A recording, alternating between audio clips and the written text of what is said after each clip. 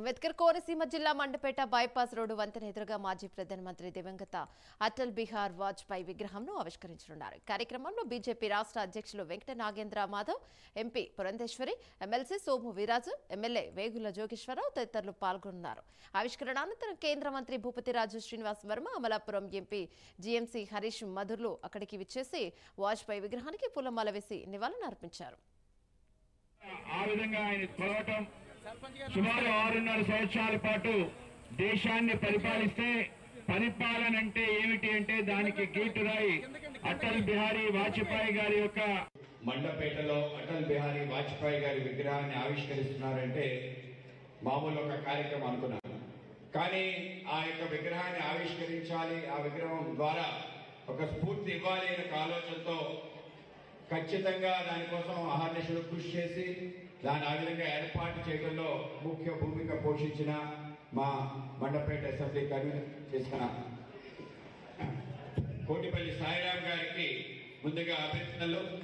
సాయిరాం గారు ఇవాళ విగ్రహాన్ని పెట్టడానికి మొదటిసారి చూపించే నేను చాలా ఆశ్చర్యానికి ఆనందం పడ్డాను. ఎందుకంటే చాలా చోట్ల చిన్న చిన్న విగ్రహాలు పెట్టారు, కానీ చాలా పెద్ద విగ్రహం పెడుతున్నాను, అలాగే విగ్రహానికి సంబంధించి అన్ని ఏర్పాట్లు చేస్తున్నాను వెనకాల నిశ్చయంతో సహా అని ఆ విధంగా పూర్తి స్థాయిలో ఆంధ్రప్రదేశ్ లో ఒక విగ్రహాన్ని ఆయన ఏర్పాటు చేయడానికి చూసి చాలా ఆనందించాను.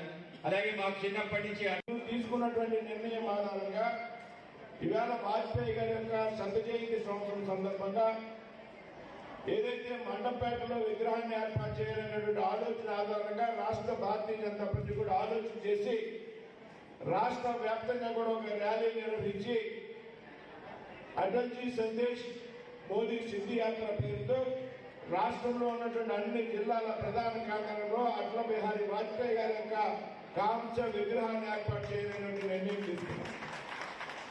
ఈ నిర్ణయానికి కారణం ఏంటి అంటే స్ఫూర్తి ఏమిటంటే మండపేటలో మీరు ఏర్పాటు చేసినటువంటి విగ్రహం అని చెప్పడానికి సందర్భంగా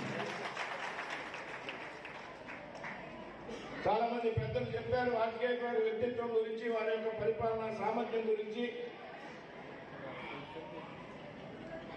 ఏదైతే ఒక సమయంలో దేశంలో 2 స్థానాలకే పరిమితమైనటువంటి భారతీయ జనతా పార్టీని ధైర్యంగా ముందుకు నడిపినటువంటి వ్యక్తి అటల్ బిహారీ వాజ్పేయి గారి అనడంలో ఏమాత్రం కూడా సందేహం.